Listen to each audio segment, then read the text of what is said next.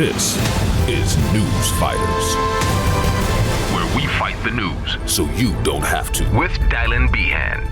Yes, hello everyone. Welcome to episode 94 of News Fighters for Friday, the 25th of February 2022. I'm your host, Dylan Behan. We're going to get right into it. It's completely unavoidable. It's the big story in the world. I've had to rewrite the whole script today. It's just been unimaginable what's been going on. I am, of course, talking about the conflict breaking out with a bear. Well, a wild 200-kilogram bear named Hank the Tank is on the loose. Meet public enemy number one in California's Lake Tahoe, Hank the Tank. Hank the Tank! Hank the Tank, a 230-kilogram black bear. A big bear break-in! Many residents, though, are a little concerned he'll be euthanized, despite never actually attacking anyone, just the fridges. No, of course, seriously, though, what I am here to talk about is the other giant dumb bear that's attacking more than just fridges over in Europe. Tonight, Ukraine under attack. Russia launches a full-scale invasion, bombing major cities, including Kiev. Explosions across the skyline. Tanks roll in over the border. Russia's invasion in full force. Russian fighter jets are spearheading the assault with airstrikes in border regions and close to the capital, Kiev. Yes, just when 2020 couldn't get any worse, now we have war in Europe. Again. And Vladimir Putin doesn't sound very happy. Vladimir Putin, in a televised address, announcing his decision to conduct a special military operation in Ukraine's Donbass region. The aim, he said, to protect its people from genocide and to stop the Nazification of Ukraine, with this chilling warning for Ukrainian soldiers.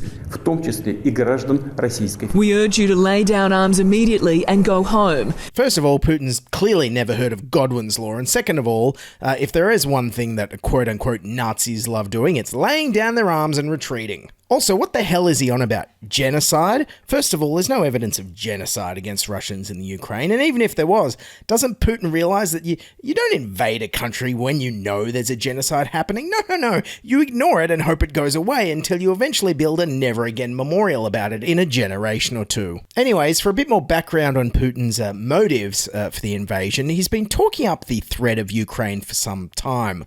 Mostly he's scared of it joining the NATO military alliance, which he talked about quite a bit in his end-of-year press conference in December last year. We've seen 5 waves of NATO expansion. Now they're in Romania and in Poland. In this sense, we have made it clear that any further NATO movement to the east is unacceptable. There is nothing unclear about this. We are not deploying our missiles over at the borders of the US. No. On the other hand, the US is deploying its missiles close to our home, on the porch of our house. Yes, but Russia has actually put missiles onto the borders of the USA before, in 1963. And guess what? Crazy psychopath John F. Kennedy didn't escalate and invade Cuba. No. Probably because he wanted to keep Cuba's pristine bikini beaches nuclear-free. And as for the remark about Americans deploying missiles on the porch of Russia, well, geez, I mean, the kids in Billy Madison sure deployed poop on the porch of old man Clemens, and he didn't kill them, he just threatened to. Poop again!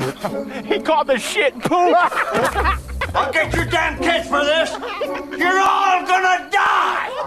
Geez, I kind of wish that clip would stop being topical every 6 months. That would be really nice for a change. You're all gonna die! So looking at the world response to the invasion, Antonio Guterres, the head of the United Nations, said this. I have only one thing to say from the bottom of my heart. President Putin, stop your troops from attacking the Ukraine. Give peace a chance. Okay, please, for the love of God, nobody let Gal Gadot near a smartphone right now. I do not want any more John Lennon sing-alongs right now. It is not the time. Here in Australia, Scott Morrison, of course, went on Sunrise to stand up for Ukraine's freedom. Most Australians, probably we can't find Ukraine on a map. It's not in our backyard. Why do we need to take a tough stance? This is about the sovereignty of countries. We've got a very large country in Russia which is bullying and threatening its neighbour and telling them the decisions that they have to make.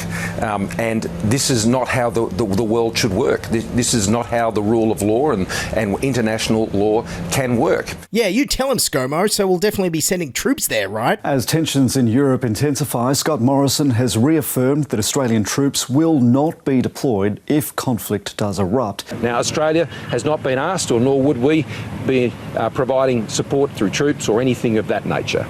We work with our allies and partners in many other ways. What the hell? When it came to us sending troops into Afghanistan for their short-lived freedom, Morrison thought it was totally worth it. When asked if the sacrifice was worth it, Freedom's always worth it. Australians have always believed that.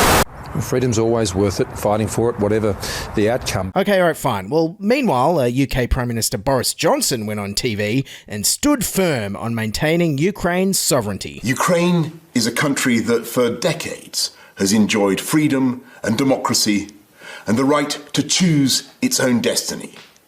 We and the world cannot allow that freedom just to be snuffed out. We cannot and will not just look away.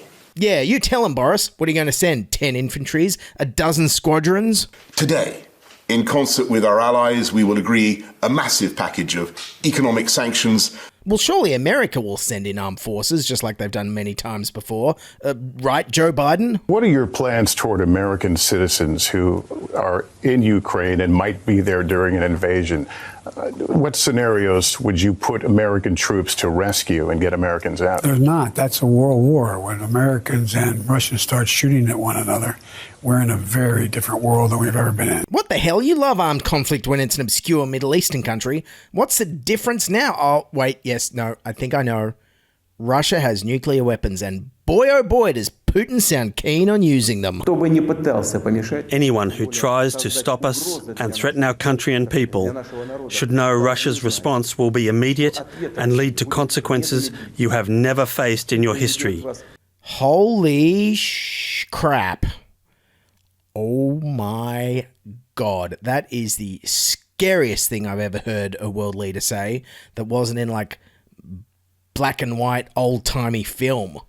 That's scary. And for those of you at home who are thinking, Dylan's being a bit hawkish, wanting us to have World War III with Russia, no, I'm just saying that the West loves to talk about freedom whenever it involves invading a little country, but whenever it's a big major superpower, it's like, who needs freedom anyway? It's overrated. Well, thank God, back here in Australia, our fearless leader Scott Morrison decided to punish Russia with some good old-fashioned name-calling. Well, back home, and the Prime Minister has not held back, labelling Vladimir Putin a thug and a bully. They're behaving like thugs and bullies. Yeah, and Morrison definitely knows a bully when he sees one because Gladys Berejiklian called him one. Premier, there was an article in the Sydney Morning Herald in the last couple of days alleging that you find Scott Morrison is a bully and that he's evil. What do you say? Can I thank the Prime Minister for his support? Morrison's language did get a bit more forceful against Russia, though, like when he said this. This is unprovoked, unwarranted, and as a result, there is no course that Russia can follow other than to just to step back and to ensure that Russia steps back. Russia should step back. Wow, this is a dictator invading another country, and Morrison is so peacenik and hippy-dippy, he basically sounds like a Grateful Dead concert. Okay, take a step back, and take another step back, and take yet another step back. Yeah, you know who did sound more forceful against Russia, though, is supposedly weak on China opposition leader Anthony Albanese. I call upon Russia to back off. Yet again, there is no place for the intimidation that we've seen. Well, if Russia's not going to listen to the President of America or the Prime Minister of Britain, hopefully they'll listen to the guy I saw down at the footy in Marrickville walking his dog wearing shorts. That would be good. Sadly, this whole situation has kind of made me miss this guy as our Prime Minister, and I'm saying this for the first time ever and never again, hopefully. Look, I'm going to shirt front Mr. Putin. You bet you are. You bet I am. Hello, RAAF. Can we get Tony Abbott airdropped into Red Square right now? Yeah, just charge him a copay. So seriously though, aside from the tough talk, what is Australia going to do to punish Russia? Well, Scott Morrison's talking up sanctions. Scott Morrison unveiling a new wave of travel and economic sanctions. What we can do is the legislation our government brought in, which enables us to target individuals in Russia and to work with our partners, particularly the United States and UK, to ensure that we can freeze their assets, they can't move their money around, and because those who benefit from the aggression of Russia and support the regime in doing that, we can't have them be able to go around and moving their money and going shopping at Harrods. They shouldn't be allowed to go and shop at Harrods or come down here to Australia or, go and have a holiday up in North Queensland and do that sort of thing. Oh, if there's one thing that'll stop World War III, it's a Harrods shopping ban. Where are these people going to get their overpriced tea towels now? Oh, and also, I don't think we'd be expecting many Russians to be holidaying in North Queensland about now anyway, given we only opened the border to international tourists this week. Oh, and hey, North Queensland, if you see a 60-something buff shirtless man riding down Cairns Beach on a black bear, call the UN. And if it's Hank the Tanker, call the Lake Tahoe Animal Society. But all this tough talk from Scott doesn't make Scott think we'll get off scot-free from Russia this time. Now Australia is bracing for Russian retaliation, fearing the Kremlin could target the country with a fresh round of cyber warfare. Okay, why the hell in the middle of invading Ukraine would Russia stage a cyber attack on Australia? What the hell would they try and do anyway? Knock out our train network? We're very good at doing that to ourselves, Russia. Don't need any help from you. And with Russia attacking democracy and freedom over in the Ukraine, the Morrison government has stepped up our defence capabilities. The Australian government has to spend more than $500 million on drones and helicopters to strengthen its presence in Antarctica. Yeah, look out, Antarctica. When your penguins start annexing each other's territories, we'll have eyes in the sky. So anyways, in conclusion, the whole world has decided to step back and simply just act outraged while Putin invades Ukraine because it views it as part of its own country. Essentially giving China the go-ahead to do the same thing with Taiwan down the track. The whole post-World War II order of international rules-based stability is crumbling all around us, and all the West wants to do is stop some people shopping at Harrods. At the end of the day, should we at all be surprised by this? You bet you are. You bet I am.